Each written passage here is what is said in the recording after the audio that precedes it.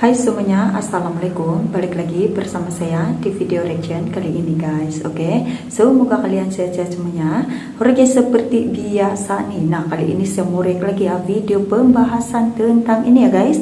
Dunia kaget, hanya TNI pasukan Indonesia yang diterima di Gaza. Nah, ini dia ya kesuguhannya Prabowo ini dapat membuka jalan perdamaian di Palestina ya guys. So, jangan lama-lama lagi. Apa kata kalau kita tengok videonya seperti apa? Let's go guys. Sebelum kita mulai pembahasan tentang pasukan Indonesia yang diterima di Gaza dan lobi kuat Prabowo demi perdamaian dunia, terima kasih buat kamu yang sudah like dan subscribe channel ini. Dukunganmu luar biasa berarti. Yuk kita lanjut ke pembahasannya sekarang. Ketika dunia tengah menunggu siapa yang benar-benar mampu membawa kedamaian di Gaza, nama Indonesia muncul di garis depan. Dari podium PBB di New York, Presiden Prabowo Subianto berbicara lantang soal komitmen Indonesia terhadap perdamaian, bukan sekedar wacana politik. Ia menawarkan 20.000 pasukan penjaga perdamaian untuk ditempatkan di Gaza, langkah berani yang langsung membuat banyak negara menoleh. Dunia terkejut, tapi di balik itu ada strategi diplomasi yang matang dan penuh perhitungan. Pidato Prabowo bukan hanya soal janji, melainkan sinyal kuat bahwa Indonesia siap turun tangan dalam misi kemanusiaan. Saat negara-negara besar masih berdebat soal kepentingan politik, Indonesia berdiri dengan satu pesan sederhana: perdamaian tak bisa ditunda. Keberanian itu membuat banyak pemimpin dunia mulai melihat Jakarta bukan lagi sebagai pengamat, tapi sebagai pemain aktif dalam upaya meredakan ketegangan yang telah menghantui Timur Tengah selama puluhan tahun.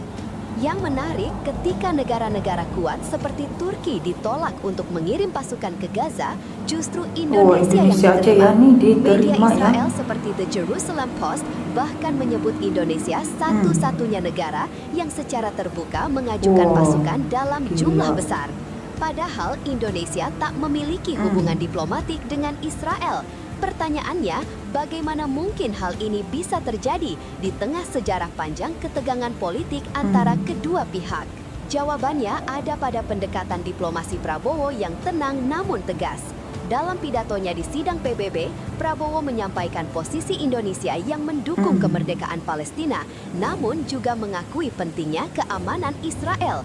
Ucapan itu bukan bentuk pengakuan politik, melainkan jembatan diplomasi yang menunjukkan bahwa perdamaian sejati hanya bisa lahir jika kedua pihak merasa aman. Bahasa yang ia gunakan sederhana, namun syarat makna dan penuh strategi.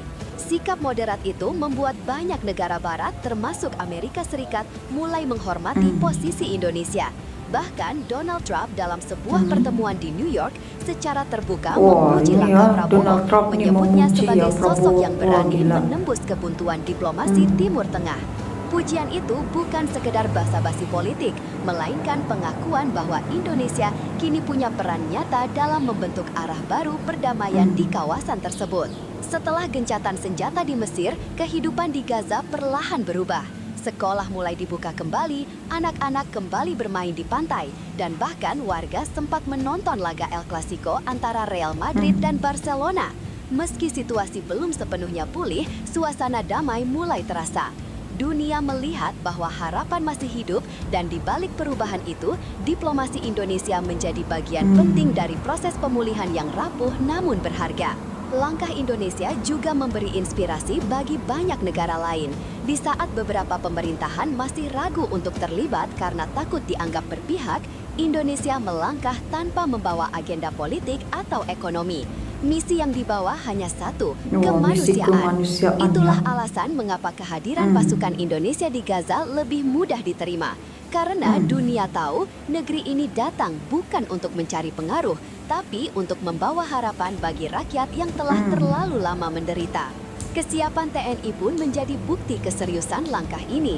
Dalam laporan resmi, pasukan Indonesia sudah menyiapkan personel hingga 20.000 orang yang telah melalui pelatihan dan koordinasi logistik. Mereka siap berangkat kapanpun mandat PBB dikeluarkan. Dengan peralatan yang sesuai standar internasional, TNI siap menjaga perdamaian di tengah wilayah yang penuh risiko dan ketegangan. Inilah momentum di mana Indonesia menunjukkan kemampuan militernya dalam misi global. Namun, tentu langkah ini tak lepas dari tantangan besar. Untuk bisa menempatkan pasukan di Gaza, Indonesia perlu izin dari Israel yang masih memegang kendali militer di wilayah itu. Meski sulit, laporan menyebutkan Israel menunjukkan sinyal positif terhadap kehadiran pasukan Indonesia, sebuah perkembangan mengejutkan yang menunjukkan kepercayaan besar terhadap niat baik dan posisi netral Indonesia di mata dunia. Sebuah kemenangan diplomasi yang tidak datang begitu saja. Kini dunia menunggu tahap berikutnya dari proses ini. Setelah gencatan senjata, tahap stabilisasi dan rekonstruksi Gaza akan segera dimulai. Dan ketika pasukan penjaga perdamaian resmi dikerahkan, Indonesia diperkirakan akan memegang peran utama, sebuah tanggung jawab besar yang tidak hanya akan menguji kekuatan militer, tapi juga kebijaksanaan diplomasi. Karena bagi Prabowo, perdamaian sejati bukan tentang kekuasaan, melainkan tentang keberanian untuk memulihkan kemanusiaan yang sempat hilang. Langkah Indonesia menuju Gaza kini menjadi sorotan dunia. Ya, dibikin kaget nih, hanya TNI pasukan Indonesia yang diterima di Gaza nih ya guys. Dan Prabowo buka jalan perdamaian. Nah ini dia ya, nama Indonesia sekali lagi ya mendapat perhatian dunia, di mana nih Prabowo ini menghantar ya 20.000 pasukan perdamaian ke Gaza ya, dan ini sekali lagi Indonesia mendapat nama posisi dunia nih, sangat-sangat luar biasa ya. So sampai di sini saja video reactionnya tentang ini. Jangan lupa subscribe, like, share, komen juga. Jumpa di next video. Assalamualaikum.